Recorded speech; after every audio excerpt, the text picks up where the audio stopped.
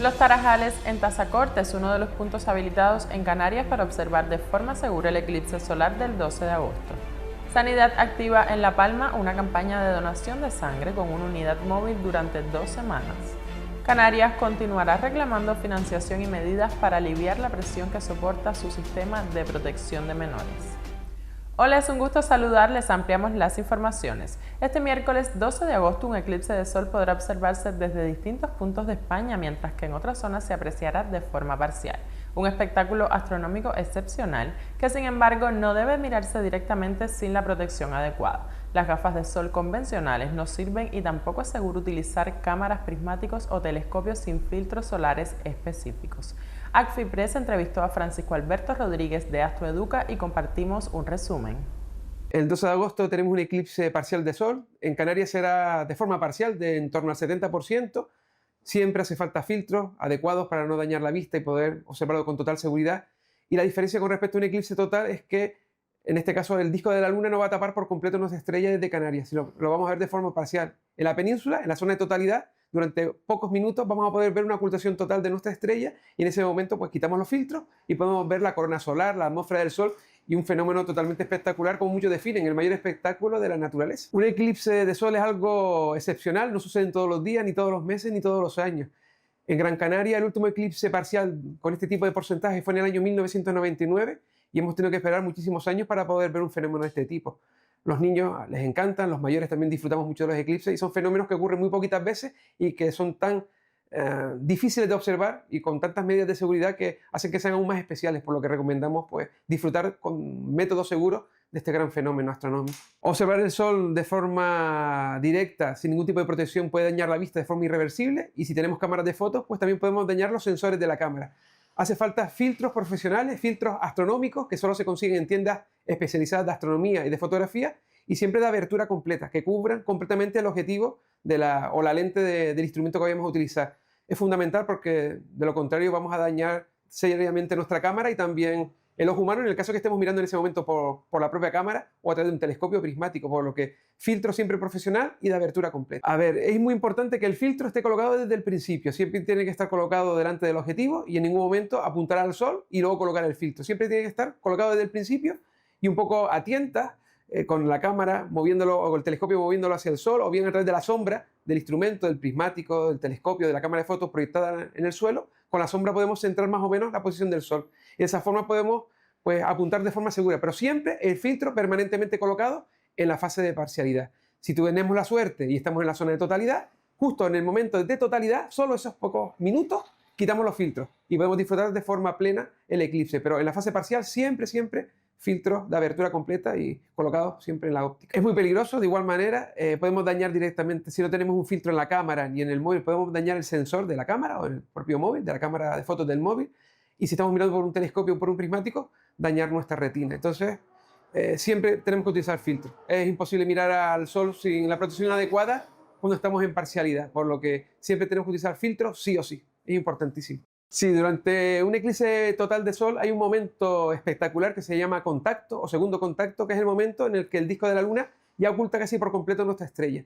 En ese momento aparece un fenómeno que se llama anillo de diamantes. En torno a 20-15 segundos antes de la fase total del eclipse, la luz del sol prácticamente disminuye casi por completo y se ve un gran reflejo por uno de los extremos del sol. Son los últimos rayos solares que logran penetrar por los cráteres y los grandes valles y montañas lunares.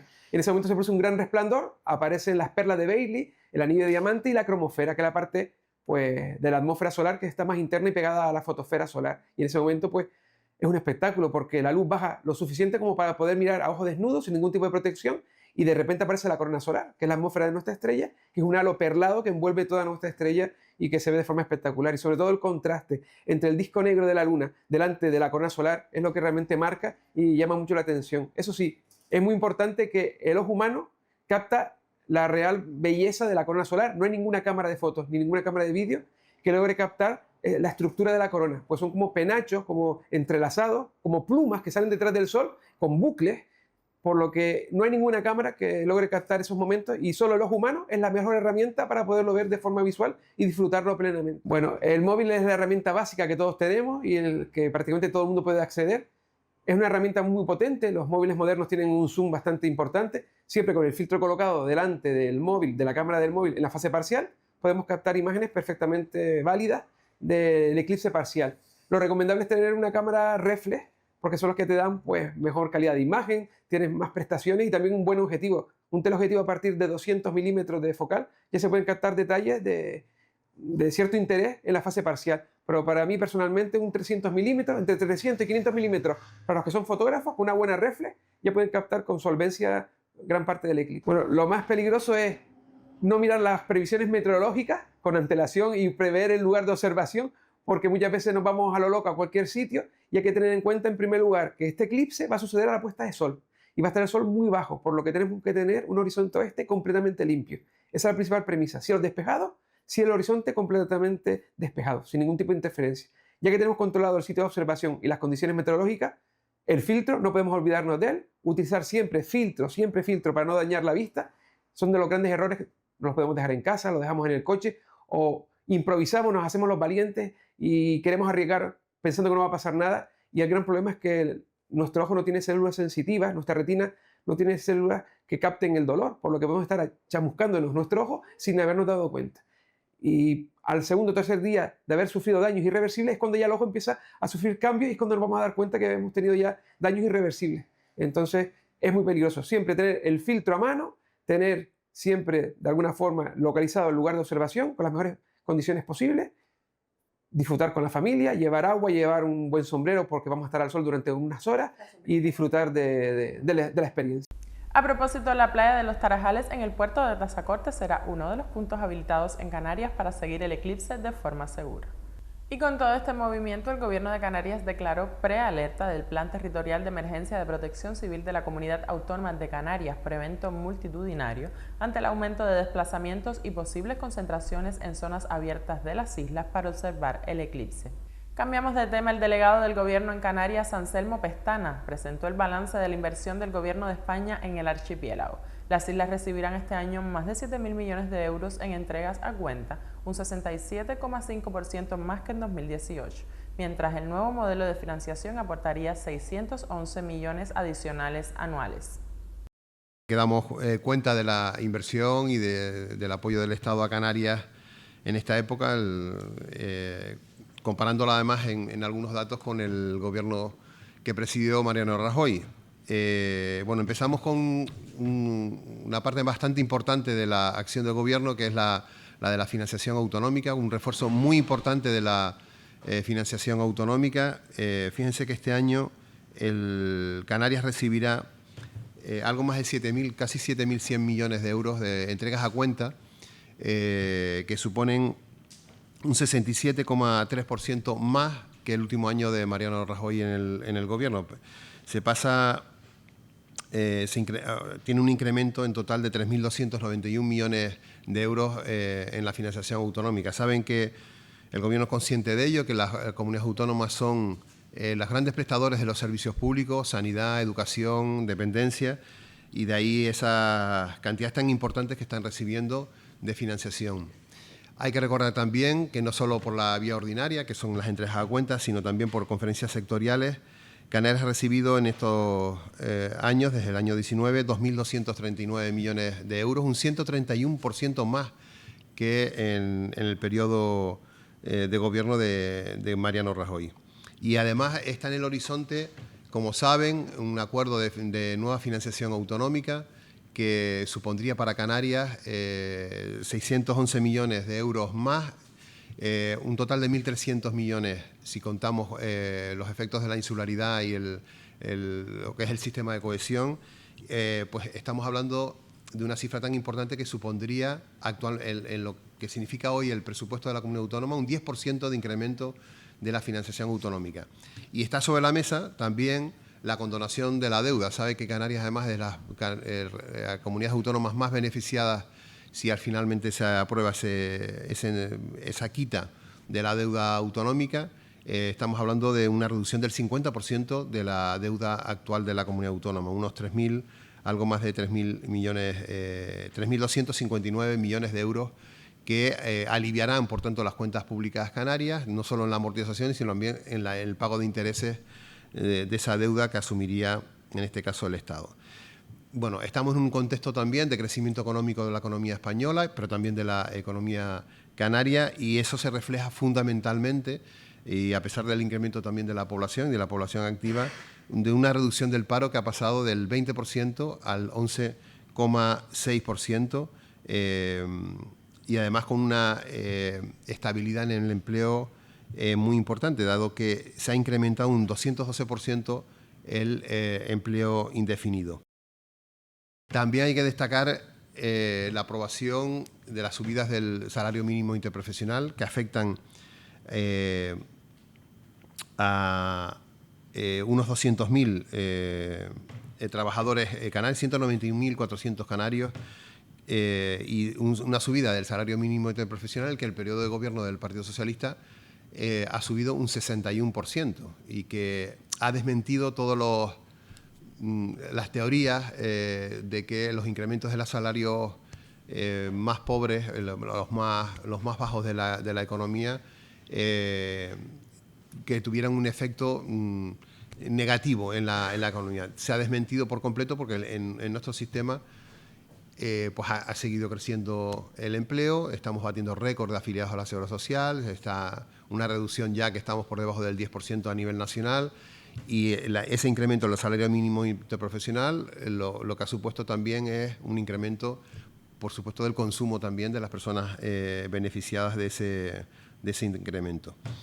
En materia de pensiones, que es otro de los pilares también del sistema social, la pensión media canaria ha pasado de los 1.016 euros a 1.455 euros anuales, es decir, un incremento del 40%, un dato bastante relevante porque está bastante por encima del IPC que hemos tenido en estos años.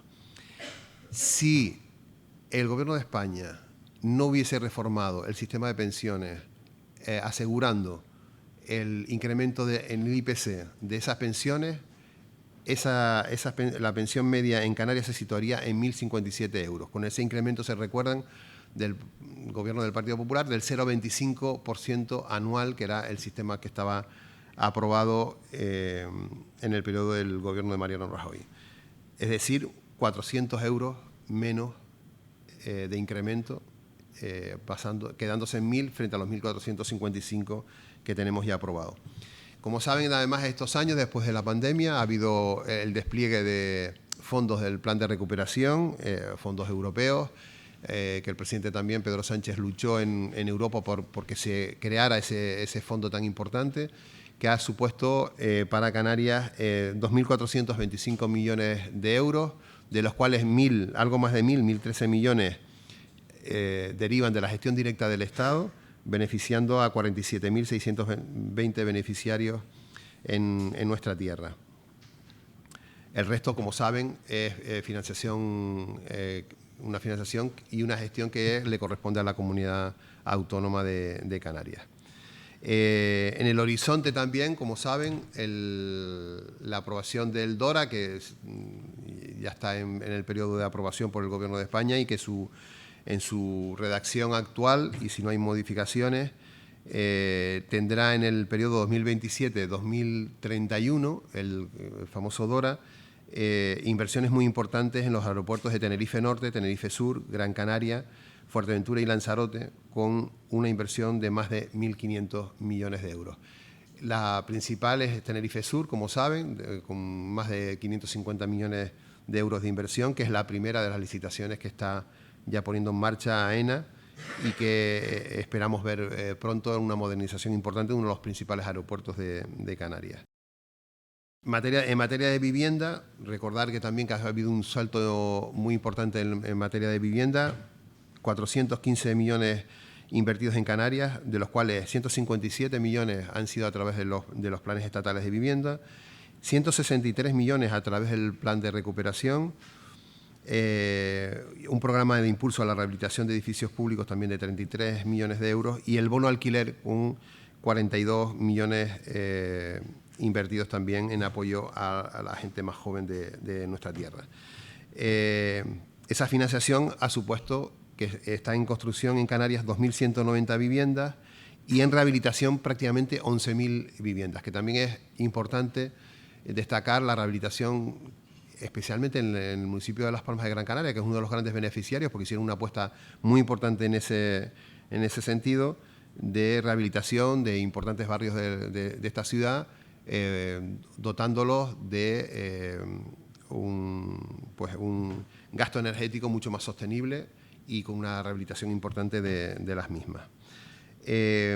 Recordar también que hay un nuevo plan de vivienda, 2026-2030, en el ámbito estatal unos 7.000 millones de euros de inversión, que le corresponderían a Canarias 371 millones de euros, que van a suponer un importante avance también en materia de vivienda en nuestra tierra.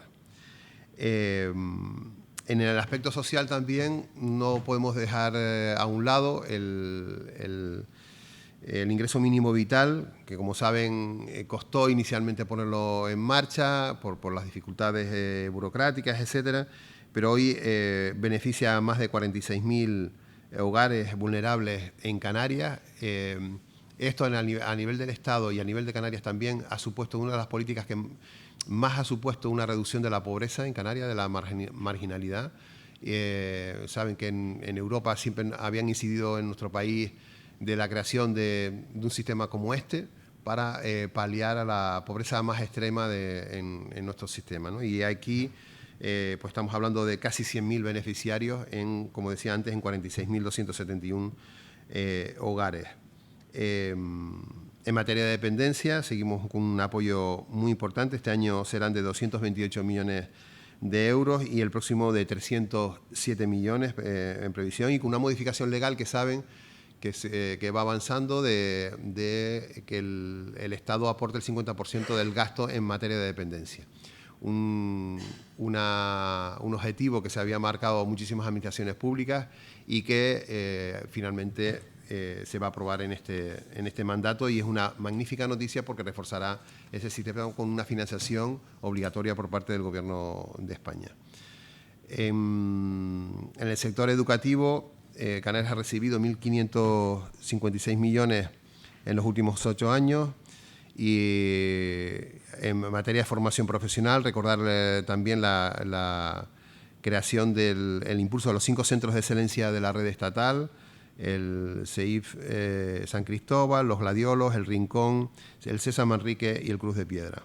Y en el ámbito universitario y en materia de equidad, recordar el programa de becas que ha alcanzado en Canarias la cifra récord de 46.716 beneficiarios en el último curso.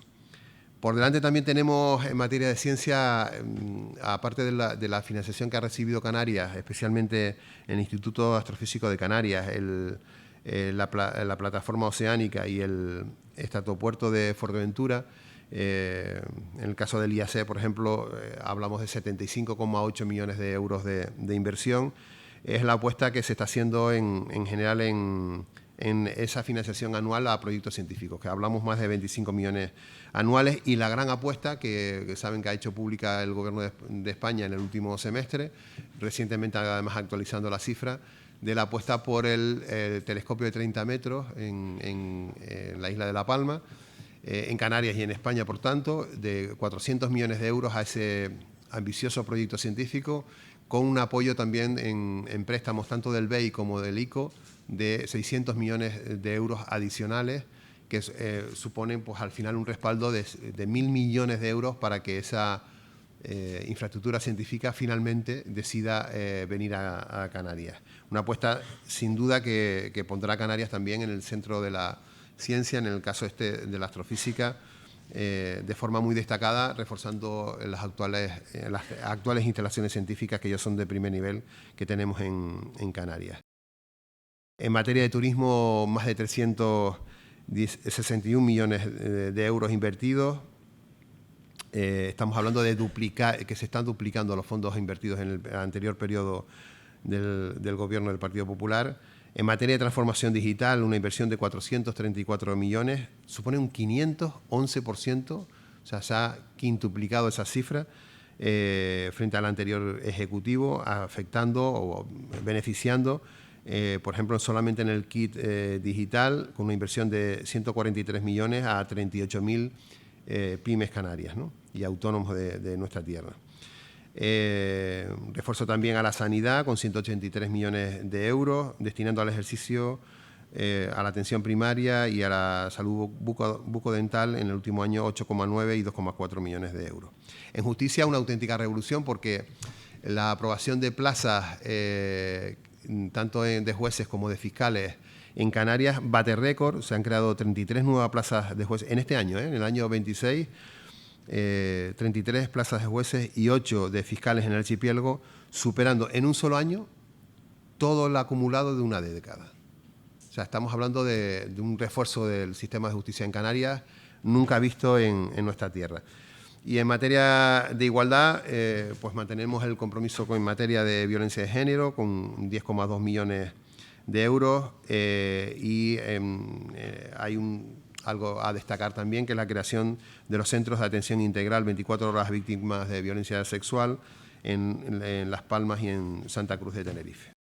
En materia de salud, la Dirección General de Hemodonación y Hemoterapia del Servicio Canario de la Salud inició una campaña de verano en La Palma que se prolongará durante 2 semanas con una unidad móvil que se trasladará entre Breña Alta, San Andrés y Sauce, Santa Cruz de La Palma, El Paso y los Llanos de Aridane. También se mantiene operativo el punto del hospital. Y la consejera de Bienestar Social, Igualdad, Juventud, Infancia y Familias del Gobierno de Canarias, Candelaria Delgado, defendió la participación del archipiélago en la próxima Comisión Sectorial de Infancia, al considerar que la reunión abordará una aportación extraordinaria de 25 millones de euros para Ceuta y no el reparto de menores migrantes. Delgado aseguró que Canarias continuará reclamando financiación y medidas para aliviar la presión que soporta su sistema de protección de menores.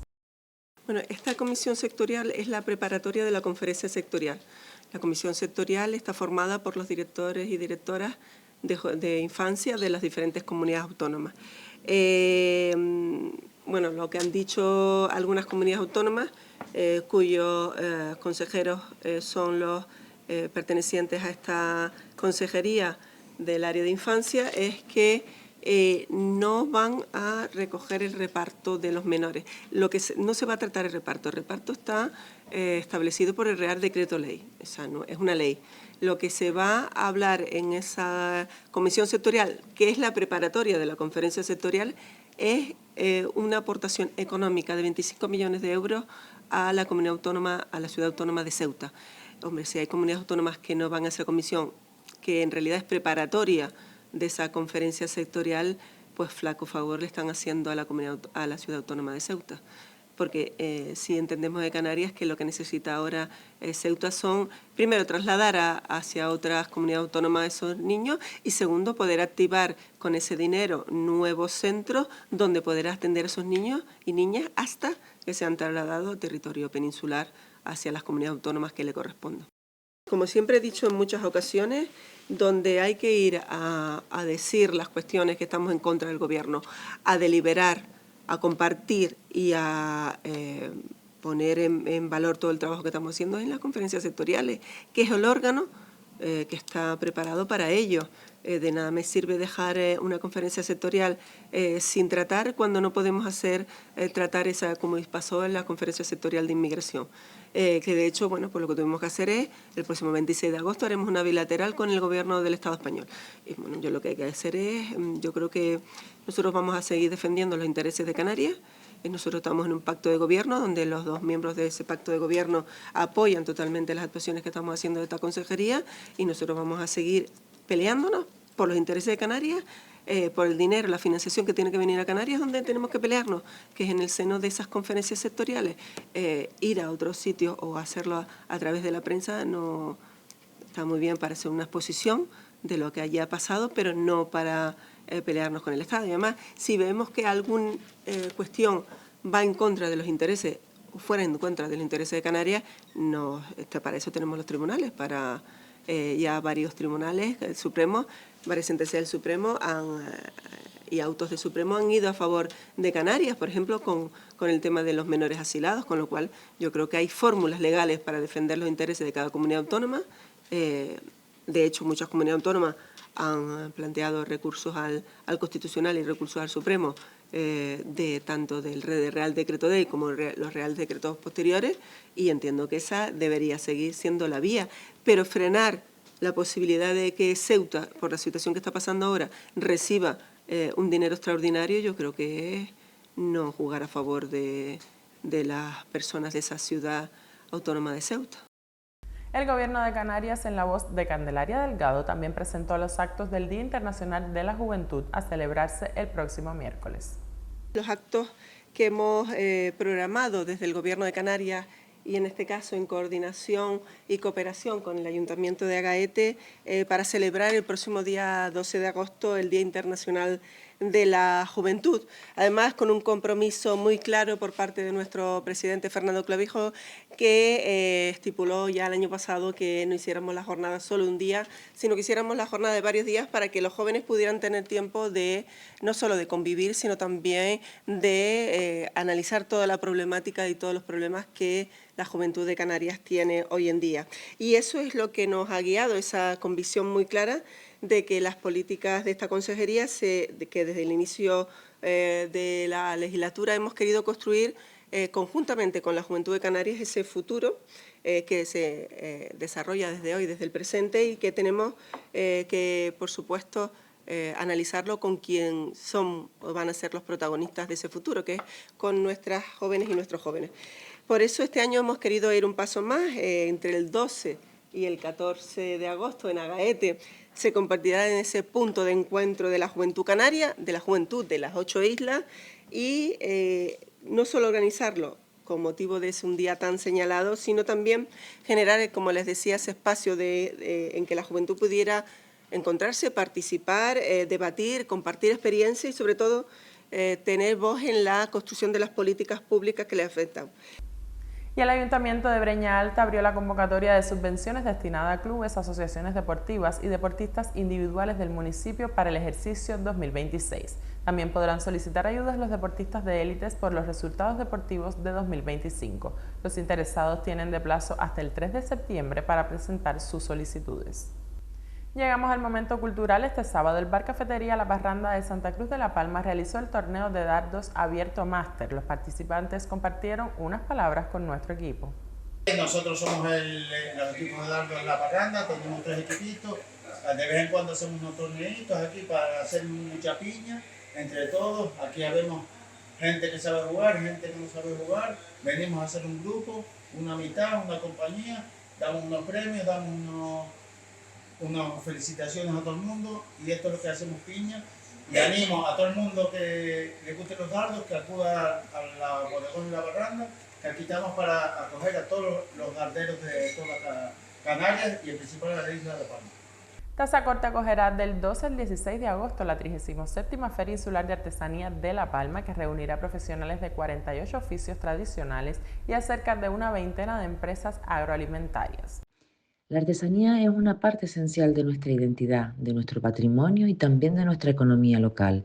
Por eso, desde el Cabildo Insular de La Palma queremos invitarles a la 37 Feria Insular de Artesanía, que celebramos del 12 al 16 de agosto en el recinto portuario de Tazacorte.